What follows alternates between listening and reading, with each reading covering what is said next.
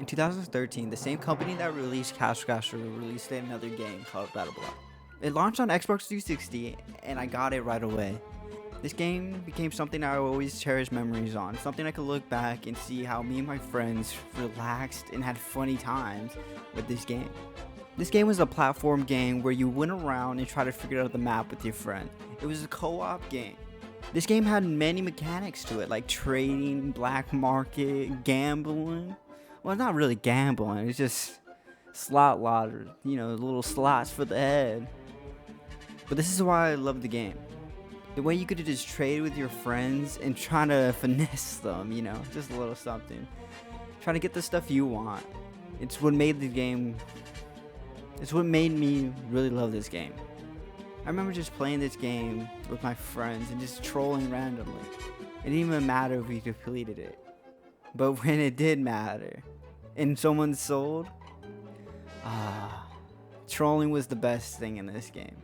And that's why I really loved it. When you killed your teammate on purpose, or when you killed them on accident. It's what really made this game fun. And it's really why I always come back, even though it's 7 years old.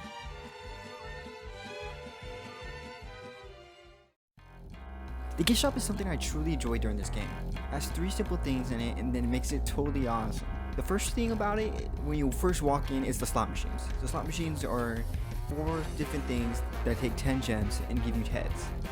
A square and there's different shapes in the type.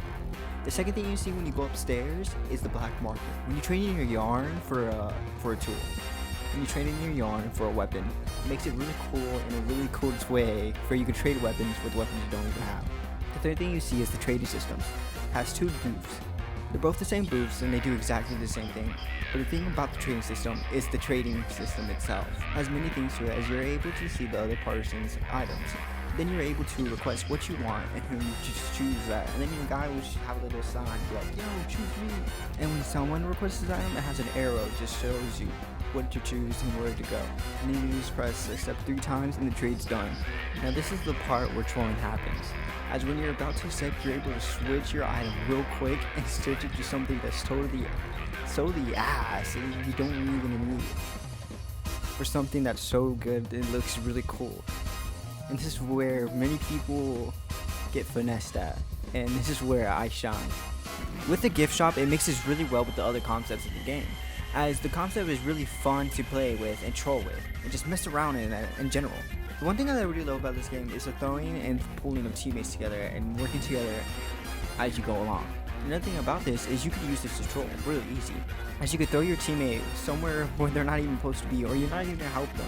It creates a little advantage to you, and which I love using against my teammates every once in a while when we're trolling around. And another way you can use your body in this game is for jumping on heads. And jumping on heads is very crucial to getting to high places and using your teamwork with that. And these mechanics really made it simple to me during the game, and I just love the game as everything in a whole. And this is why I always come back to it, is these simple little mechanics. Without the soundtrack, this game wouldn't be nearly as good as it is, as the soundtrack makes it unique for each level, having their own different sound. It makes it totally cool and totally unique experience, which I love having. Just messing around on it with an amazing background, it just makes it 10 times better than what it could ever be. And like all great games, they all have great soundtracks. So the soundtrack plays a major role in this, and it comes with my favorite intros in the beginning, and it just makes everything dope. Every time I open the game and I just hear the music, I know I'm gonna have a great time. I just know that the music's gonna come clutch for me, even if I'm having a bad day, or even if I'm sucking. I just know the soundtrack's gonna kick ass. But even with all of that, everything comes to an end. During the end of this game, I kind of got bored of it. As when you play it for a while, as you play any game for a while, you kind of just fall out. There's nothing bad about the game. The game's fun, and everything about it is great.